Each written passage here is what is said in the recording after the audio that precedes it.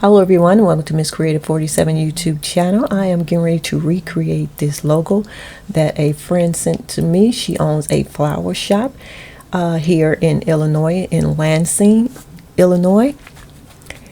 And she is awesome. So if you need any flower arrangements, hit her up. This is her number and this is her website. So let's get started. So if you can notice that her logo here is a little blurry. She sent it to me, so I'm just going to recreate it because I want to make her something. So I'm just going to move this. Actually, I'm going to keep this here because I want to make sure I be able to see through. So I'm going to go ahead and make a copy. I come up here, click this button where it says copy, then click paste. And if you notice that the black background here is blurry, so what I'm going to do is use this one and go up here to the fill panel here and click on black and just change that black, and you can see the difference right there. Okay, so I'm gonna use this for the background, so I'm just gonna move this over here. I'm gonna get rid of that and I'm gonna put this here.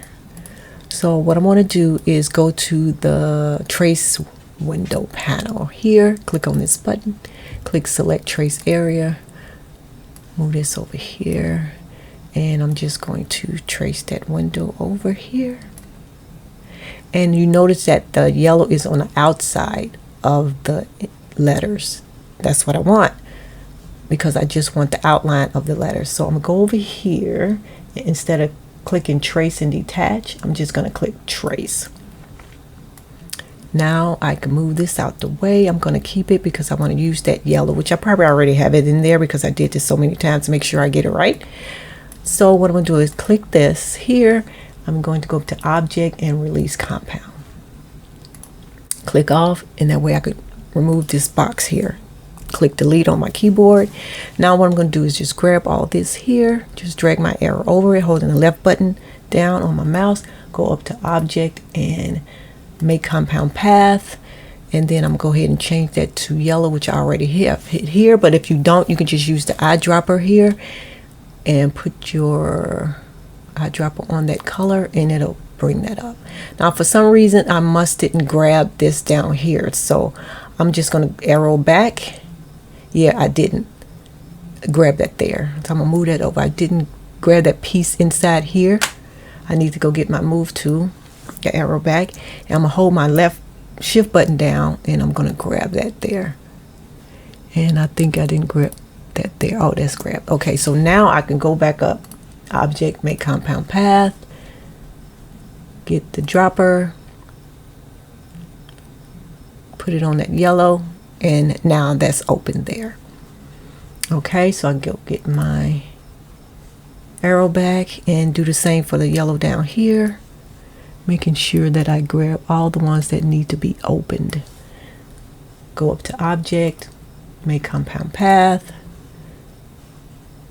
eyedropper tool, or it might be there already, so I just click this right there. So there you go. And this one is totally different, so I want that one. Okay, so we have that. Now I can go ahead and do the white, and I just grab all these together here. But I don't want to make these one compound. I want to do it separate. So we're going to do these separate. So we're going to object, make compound path, and we just got to do this white. We know it's have to be white. So do the same thing here, making sure I go slow. So I want to grab the letters at the bottom or the top. Object, make compound path, and click white. So I have all that. So now I can get rid of that. I still want to keep that up for the color because I have to do the flower. So with the flower, I noticed when I click on it, this petal and that circle is together. So I need to separate in order to make it yellow, or I just put a circle on top of that and just make that circle yellow. So I go over here to the left where the shape tool, hold my shift button down just to get a circle, and I could put that over here and it'll be a circle. Or I can just put this here. I'm gonna zoom in I like to do stuff difficult. I don't know why, but I do. So I'm just putting that circle right over the other circle, and I'm maybe coming just a little bit past that because it's touching this and the circle is attached to each other. So I'm just gonna come out just a bit. I think I need to bring this in some. Okay, so I'm getting ready to just grab all of them together. Actually, I'm just gonna grab this and that circle I just put in there, and I'm going to do a subtract. So now it took that circle out of there. Now all I have to do is grab all of these together, and I'm going to right click and group, and then I can make that white. And I forgot to grab that one, but we just click on it and make it white. And you can click up, hold your shift key and right click and group again, and it'll bring all of them together. So I'm getting ready to go. Now I have everything except for that circle, and I'll just go back and get a circle and put it right in there. And you want to make sure that it's small enough, and I'm going to tell you why. Well, I'm going to show you why. So you can see the black on around it. So you don't want it to be real close. So you can make it a little bit smaller.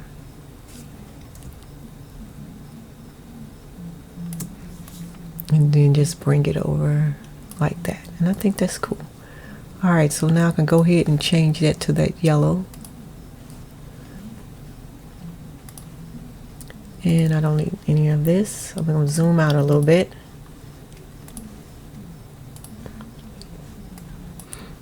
And I don't need this anymore. So now what I'm going to do is drag all this together. I'm going to group it. And I'm going to go over here to the line style panel and click the color lines here and do no line. Now I can just zoom out. Oops. Get my square and position it on the black. Group it. Or you could right click and group, but I always go up there sometimes, depending. And there you go. It's clear, it's bold, and now you can see everything without it being blurry. So that's how you can recreate something that is blurry when it has words and images on it. So